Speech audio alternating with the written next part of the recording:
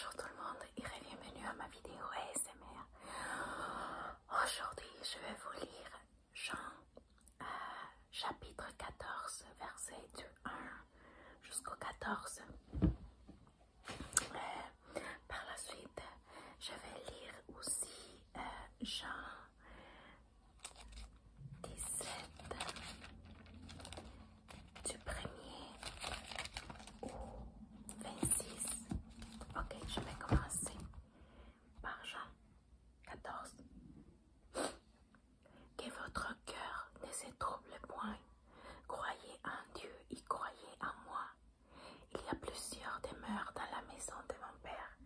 Si cela n'était pas, je vous l'aurais dit. Je vais vous préparer une place.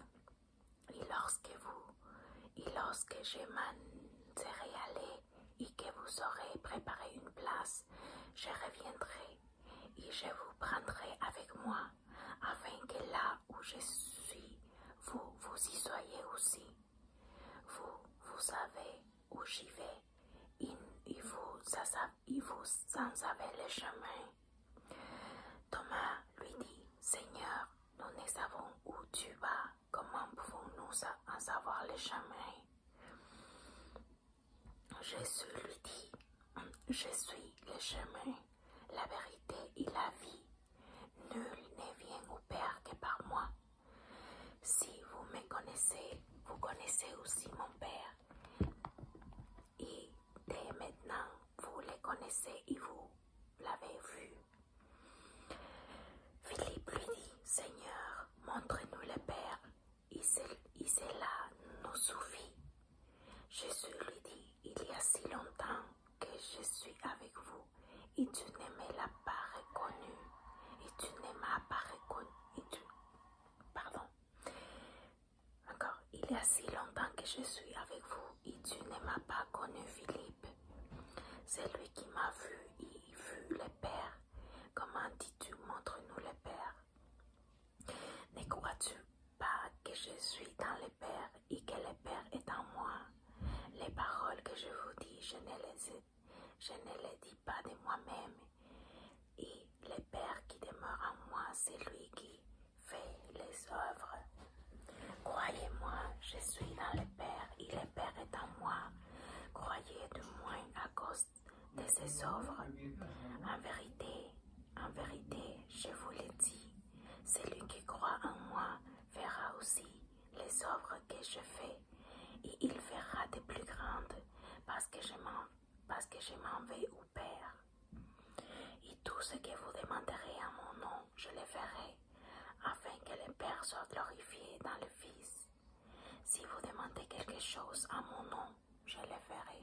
Waouh, c'est une grandiose parabole. Comme quoi Jésus dit, priez dans mon nom, au nom de Jésus, et vous aurez ce que vous voulez. C'est super ça. Je vais aller lire Jean 17 maintenant.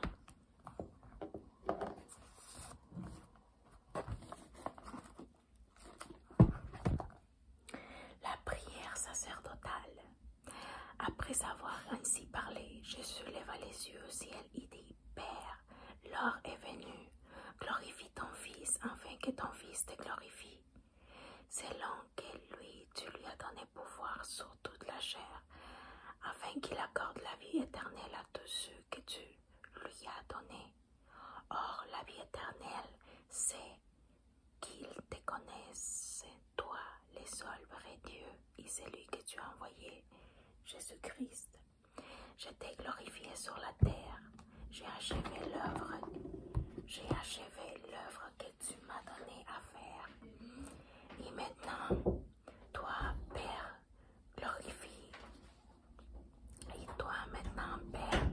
glorifie-moi auprès de moi-même, de la gloire que je vais auprès de toi avant que mon monde fût. Je fais connaître ton nom aux hommes que tu m'as donnés au milieu du monde.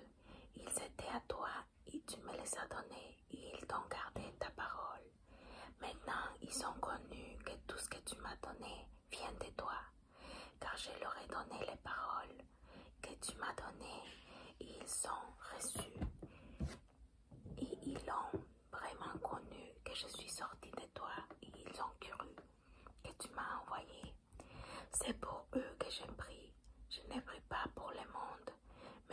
ceux que tu m'as donnés parce qu'ils sont à toi.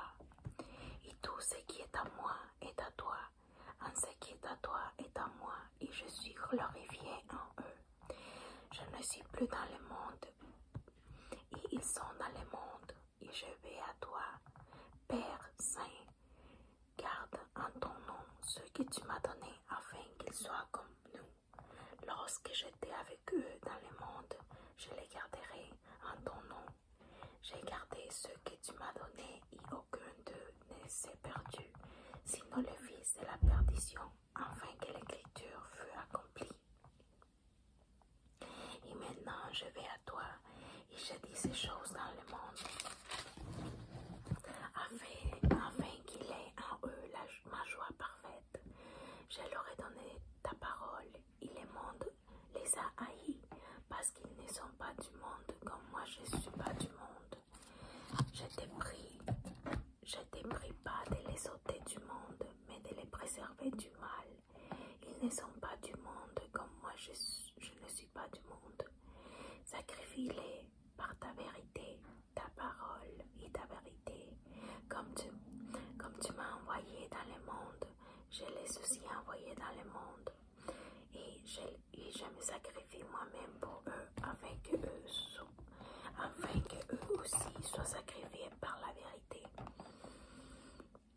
Ce n'est pas pour eux seulement que je t'ai pris, mais encore pour ceux qui croiront en moi par leur parole, afin que nous soient un comme toi, Père, tu es en moi, et comme je suis en toi, afin que eux aussi soient en un, et nous, pour que le monde croie que tu m'as envoyé.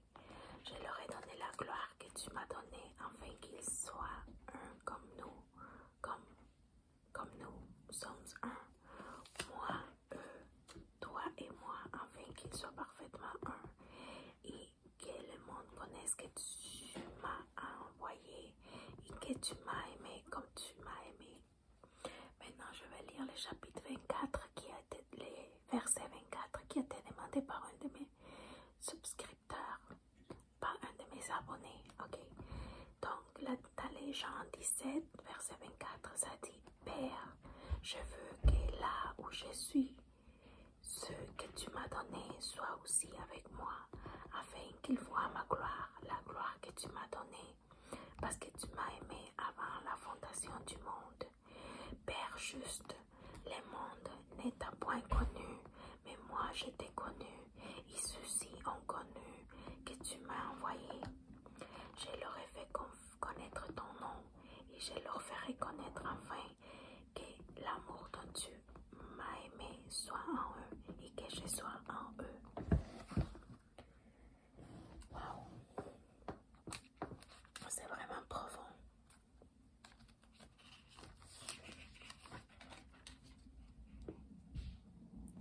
Je vais lire maintenant Romains 11, verset 25.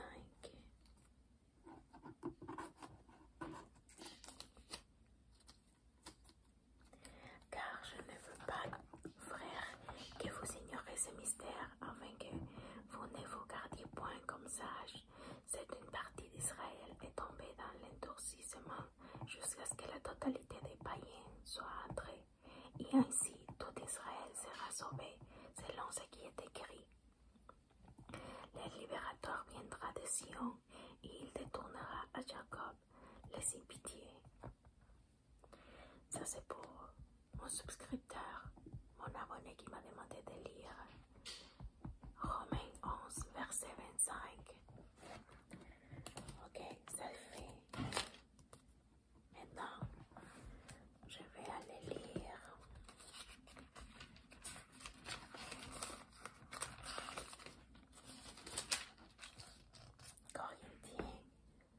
Corinthiens 15, de 1 à 58. C'est une langue de lecture. Ok. La résurrection. Corinthiens 15. La résurrection. Je vous rappelle, frères, l'évangile que je vous ai annoncé et que vous avez reçu, dans lequel vous avez persévéré et par lequel vous êtes sauvés, si vous les retenez tels que je vous l'ai annoncé. Autrement, vous seriez cru en vain. Je vous ai enseigné avant tout, comme je l'avais aussi reçu, que Christ est mort pour nos péchés, selon les Écritures, qu'il a été enseveli et il est ressuscité le troisième jour, selon les Écritures, et qu'il est apparu à ses passes, puis aux 12. Ensuite, il est apparu à plus de 500 frères à la fois, dont la plupart sont encore vivants et dont quelques-uns sont morts. Ensuite, il est apparu à Jacques, puis à tous les apôtres. Après eux tous, il m'est aussi apparu à moi comme à l'avorton, car je suis le moindre des apôtres. Je ne suis pas digne d'être appelé apôtre parce que j'ai persécuté l'Église de Dieu. Par la grâce de Dieu, je suis ce que je suis. Et sa grâce envers moi n'a pas été vaine. Loin de là, j'ai travaillé plus que tous. Non pas moi toutefois, mais la grâce de Dieu qui est avec moi. Ainsi donc, que ce soit moi, que ce soit eux, voilà que nous les prêchons et que c'est que vous avez cru. Verset 12. Or, si l'on prêche que Christ est ressuscité des morts, comment quelques-uns parmi vous disent qu'il n'y a point de résurrection des morts? S'il n'y a point de résurrection des morts, Christ non plus n'est pas ressuscité. Et si Christ n'est pas ressuscité, notre prédication est donc vaine, et votre foi aussi est vaine. Il se trouve même que nous sommes des fameux témoins à l'égard de Dieu, puisque nous avons témoigné contre Dieu qu'il a ressuscité Christ, tandis qu'il ne l'aurait pas ressuscité si les morts ne les ressuscitent point. Si les morts ne ressuscitent point, car si les morts ne ressuscitent point, Christ non plus n'est pas ressuscité. Et si Christ n'est pas ressuscité, votre foi est vaine et vous êtes encore dans vos péchés. Et par conséquent aussi, ceux qui sont morts en Christ sont perdus. Si c'est dans cette vie seulement que nous espérons en Christ, nous sommes les plus malheureux de tous les hommes. Mais maintenant, Christ est ressuscité des morts. Il est les prémices de ceux qui sont morts. Car, puisque la mort est venue par un homme, c'est aussi par un homme qu'est venue la résurrection des morts. Et comme tous meurent en Adam, de même aussi revivront en Christ, mais chacun son rang. Christ comme prémisse, puis ceux qui appartiennent à Christ lors de son avènement. Ensuite viendra la fin, quand il remettra le royaume à celui qui est Dieu et Père. Après avoir détruit toute domination, toute autorité et toute puissance, car il faut qu'il règne jusqu'à ce qu'il ait mis tous les ennemis sous les pieds. Le dernier ennemi qui sera détruit, c'est la mort. Dieu, en effet, a mis sous ses pieds, mais lorsqu'il dit que tout lui a été soumis, il est évident que celui qui lui a été soumis de toutes ces choses est exempté. Et lorsque toutes les choses lui auront été soumises, alors le Fils lui-même sera soumis à celui qui lui a soumis toutes ces choses, afin que Dieu soit tout et tous. Autrement, que feraient ceux qui se font baptiser pour les morts? Si les morts ne ressuscitaient absolument pas, pourquoi se font-ils baptiser pour eux? Et nous, pourquoi sommes-nous à tout à l'heure en péril? Chaque jour, je suis exposé à la mort.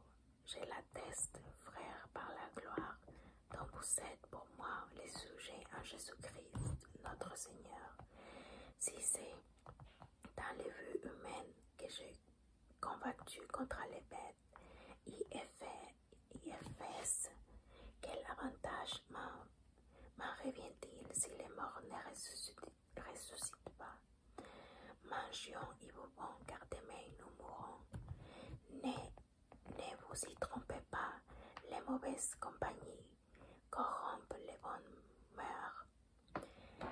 Revenez à vous-même comme il est convenable et ne péchez point, car quelques-uns ne connaissent pas Dieu, je l'ai dit, à votre honte.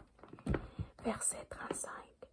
Mais quelqu'un dira, comment les morts ressuscitent-ils, et avec quel corps reviennent-ils? Insensé, ce que tu sèmes ne se rendra point en vie s'il meurt. Et ce que tu sèmes, ce n'est pas le corps qui naîtra, c'est un simple grain de blé, peut-être, ou quelque chose, quelque autre semence. Et puis Dieu lui donne un corps comme il lui plaît.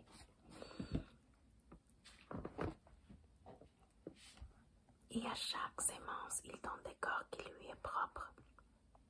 Toute chair n'est pas la même chair, mais autre est la chair des hommes. Autre celle que des quadrupèdes, autre celle que oiseaux, autre celle que poissons.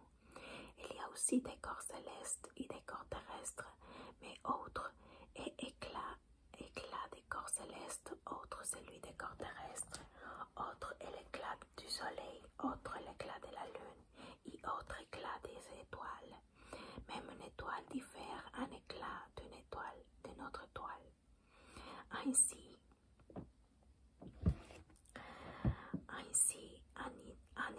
en est-il de la résurrection des morts. Le corps est semé corruptible et il ressuscite incorruptible. Il est semé méprisable et ressuscité glorieux. Il est semé infirme et il ressuscite plein de force. Il est semé corps animal et il ressuscite corps spirituel. S'il a un corps animal, il y a aussi un corps spirituel. C'est pourquoi il est écrit, le premier homme, Adam, devint une âme vivante. Le dernier Adam est devenu un esprit vivant. Mais ce qui est spirituel n'est pas le premier, c'est celui qui est animal. Ce qui est spirituel vient ensuite. Le premier homme tiré de la terre est terrestre. Le second homme est du ciel. Tel est le terrestre, tels sont aussi les terrestres, et tel est le céleste, tels sont aussi les célestes. Et de même que nous avons porté image au terrestre, nous portons aussi l'image céleste.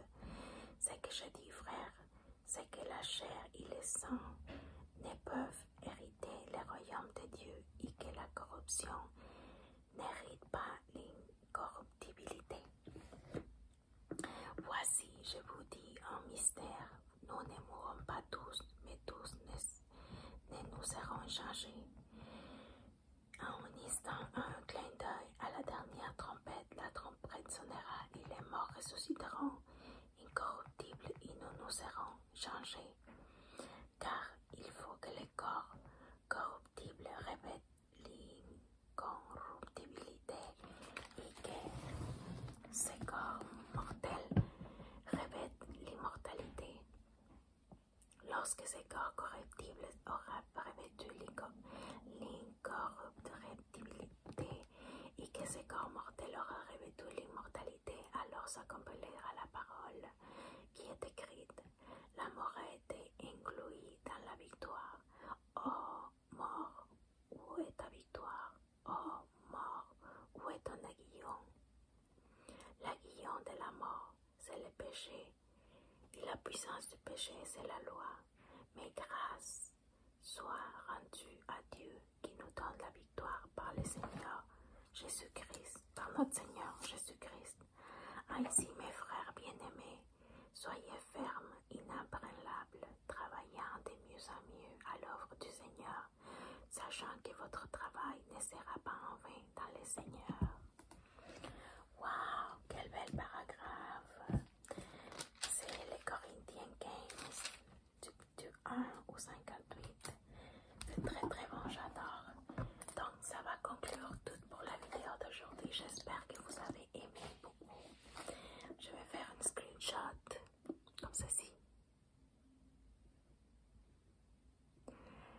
on se revoit dans une prochaine vidéo.